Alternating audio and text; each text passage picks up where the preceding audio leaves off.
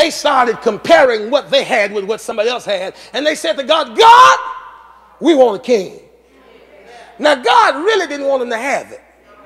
But sometimes God says, you know what? Y'all can be so stubborn, so stiff-necked, so hard-headed, that since you refuse to learn from my word, I have no other choice but let you learn by experience. I wish I had somebody. Anybody in here honest enough to admit that there were some lessons you had to learn the hard way just because you wouldn't listen to what God says? See, some stuff the Lord will keep from you, but if you keep begging for it and begging for it, the Lord will mess around and give it to you, so you'll discover for yourself that everything I asked for I really ain't ready for. Hello, somebody. Tell your neighbor, be careful what you ask for. It's the real danger of jealousy. Because see, in a theological sense, jealousy is really you're communicating to God that you don't like or you're dissatisfied with how God has blessed you. See, jealousy is basically saying to God, God, you messed up.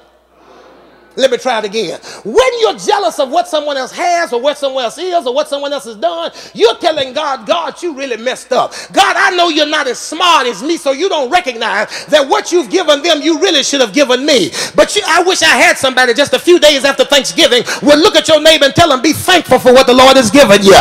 It may not be what somebody else had, but you better be thankful for what the Lord has given you. It may not be everything that you've asked for, but be thankful for what the Lord has given you. It may not have turned out the way you thought, but be thankful for what the Lord has given you. Is there anybody in here that can look at what you got and say it may not be impressive to anybody else, but I thank God for what God has already given me? And besides, if you don't know what somebody went through to get what they got, and you don't know what they endured to be where they are, then you might not be able to handle what is required to get what they got. I wish I had somebody. Have I got one blessed somebody in here who can say, preacher, I'm blessed, but it didn't come easy.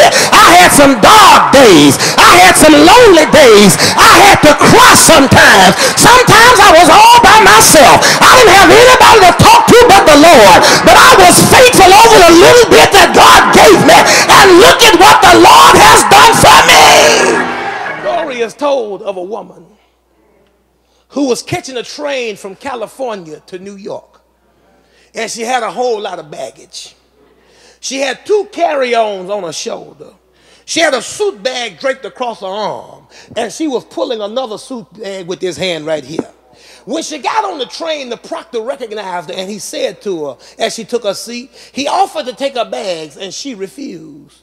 The porter said to her, ma'am, this is a long trip. You're going to see some beautiful scenery and you ought to enjoy your trip. He said the trip is too long and the scenery is too enjoyable for you to carry that baggage of yours the whole way. He said, ma'am, this train is equipped to carry your baggage and you. So what you need to do is let the train do its job and then enjoy your trip. She looked at him, she said, sir, I appreciate your offer, but you do not understand. If I just put my baggage down, it may fall open and folks will see what I've got in my bags that I don't want them to see. He said, ma'am, that's why I'm here. I specialize in handling baggage in such a way that when I pick it up and set it down, it will not fall open. I wish I had somebody. He said, give me your bags and sit back and enjoy your trip. She refused. He said, better yet, I tell you what you do. Grab your bags and come with me. He said, let's go check your baggage and then you come back and enjoy your ride.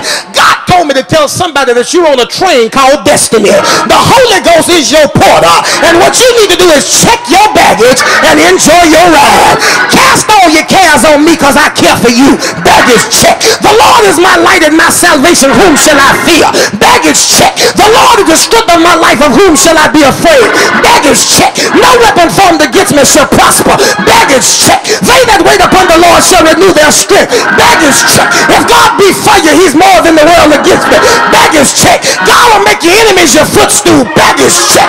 Is there anybody here that's going to check your bags and enjoy your ride? If you're like most people, you've probably grown weary of the ritual and routine of just attending church. Well, I want to introduce you to something relevant, something refreshing, and something real. Here at the St. Paul Church, we're preaching and teaching a practical faith message that's changing lives. Join me Sunday at 7:45 or 10 a.m. for a worship experience you won't soon forget. I'll look to see you in worship.